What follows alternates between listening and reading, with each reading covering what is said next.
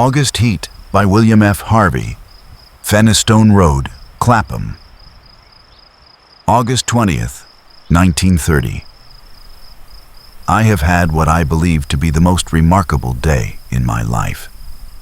And while the events are still fresh in my mind, I wish to put them down on paper as clearly as possible.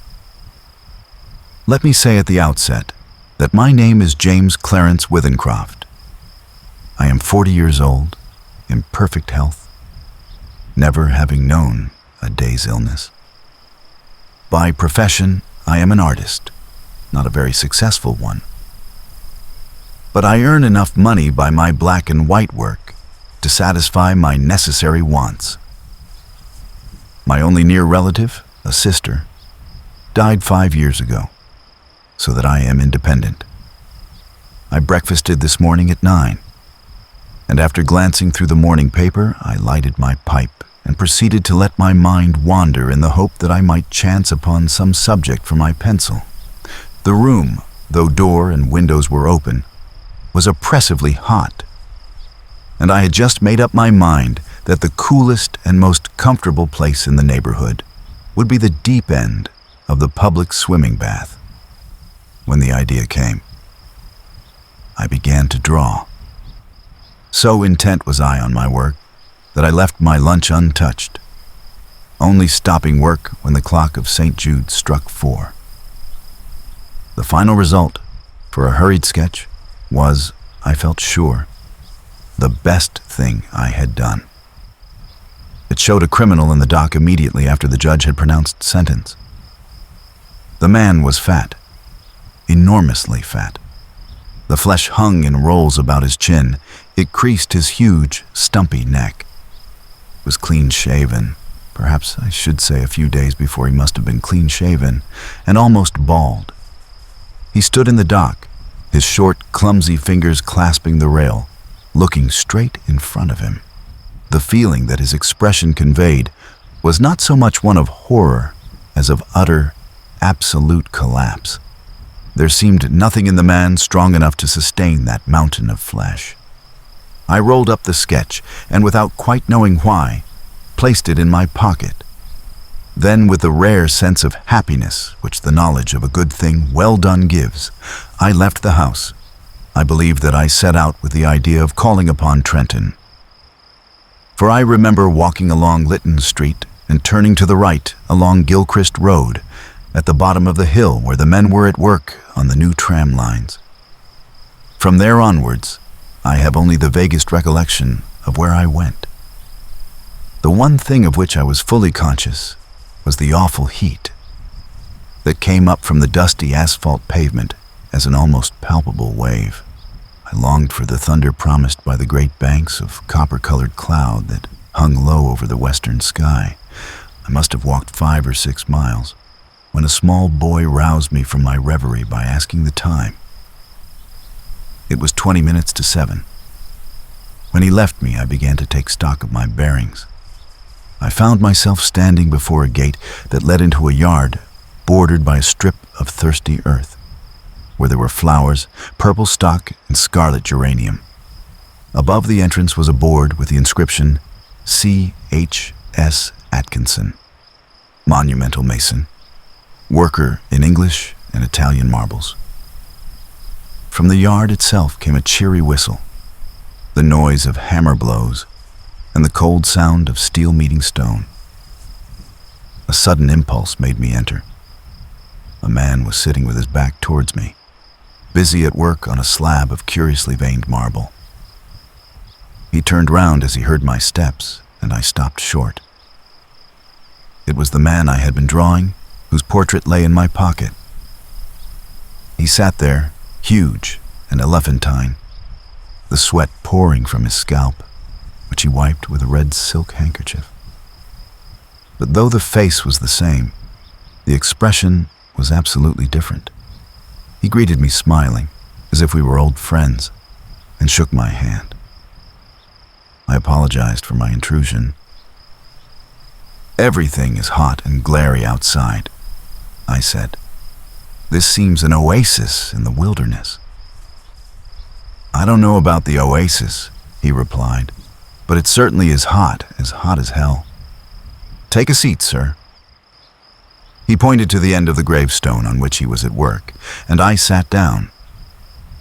"That's a beautiful piece of stone you've got hold of," I said.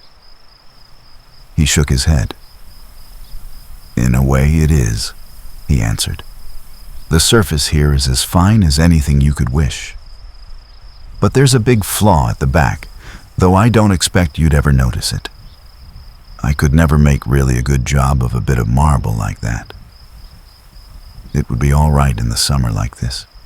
It wouldn't mind the blasted heat. But wait till the winter comes. There's nothing quite like frost to find out the weak points in stone." "Then what's it for?" I asked. The man burst out laughing. "You'd hardly believe me if I was to tell you it's for an exhibition, but it's the truth. Artists have exhibitions. So do grocers and butchers. We have them too. All the latest little things in headstones, you know." He went on to talk of marbles, which sort best withstood wind and rain, and which were easiest to work. Then of his garden and a new sort of carnation he had bought. At the end of every other minute would drop his tools, wipe his shining head, and curse the heat. I said little, for I felt uneasy. There was something unnatural, uncanny, in meeting this man. I tried at first to persuade myself that I had seen him before, that his face, unknown to me, had found a place in some out-of-the-way corner of my memory. But I knew that I was practicing little more than a plausible piece of self-deception. Mr. Atkinson finished his work, spat on the ground, and got up with a sigh of relief. "There, what do you think of that?" he said, with an air of evident pride. The inscription which I read for the first time was this: "Sacred to the memory of James Clarence Withencroft. Born January 18th, 1860. He passed away very suddenly on August 20th, 1930. In the midst of life, we are in death." For some time I sat in silence. Then a cold shudder ran down my spine. I asked him where he had seen the name. "Oh, I didn't see it anywhere," replied Mr. Atkinson. "I wanted some name, and I put down the first that came into my head. Why do you want to know?" "It's a strange coincidence, but it happens to be mine." He gave a long, low whistle. "And the dates?" "I can only answer for one of them, and that's correct. It's a rum go," he said. But he knew less than I did. I told him of my morning's work. I took the sketch from my pocket and showed it to him. As he looked, the expression of his face altered until it became more and more like that of the man I had drawn. "And it was only the day before yesterday," he said, "that I told Maria there were no such things as ghosts." Neither of us had seen a ghost, but I knew what he meant. "You probably heard my name," I said. "And you must have seen me somewhere and have forgotten it. Were you at Clacton-on-Sea last July?" I had never been to Clacton in my life. We were silent for some time. We were both looking at the same thing, the two dates on the gravestone, and one was right. "Come inside and have some supper," said Mr. Atkinson. His wife was a cheerful little woman, with the flaky red cheeks of the country bred. Her husband introduced me as a friend of his, who was an artist. The result was unfortunate, for after the sardines and watercress had been removed, she brought out a Doré Bible, and I had to sit and express my admiration for nearly half an hour. I went outside and found Atkinson sitting on the gravestone smoking. We resumed the conversation at the point we had left off. "You must excuse my asking," I said. But do you know of anything you've done for which you could be put on trial? He shook his head. I'm not a bankrupt. The business is prosperous enough. 3 years ago, I gave turkeys to some of the guardians at Christmas. But that's all I can think of. And they were small ones, too, he added as an afterthought.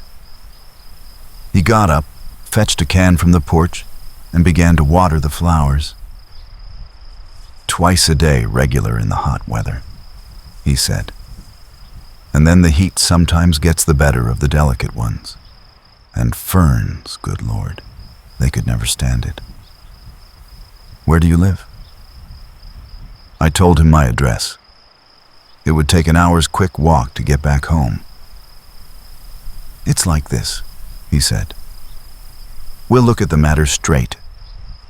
If you go back home tonight, you take your chance of accidents. A cart may run over you, and there's always banana skins and orange peel, to say nothing of fallen ladders. He spoke of the improbable with an intense seriousness that would have been laughable 6 hours before, but I did not laugh. The best thing we can do, he continued, is for you to stay here till 12 o'clock. We'll go upstairs and smoke. It may be cooler inside. To my surprise, I agreed. We are sitting now in a long, low room beneath the eaves. Atkinson has sent his wife to bed. He himself is busy sharpening some tools at a little oil stone, smoking one of my cigars the while. The air seems charged with thunder. I am writing this at a shaky table before the open window. The leg is cracked, and Atkinson, who seems a handy man with his tools, is going to mend it as soon as he has finished putting an edge on his chisel. It is after 11 now. I shall be gone in less than an hour. But the heat is stifling. It is enough to send a man mad.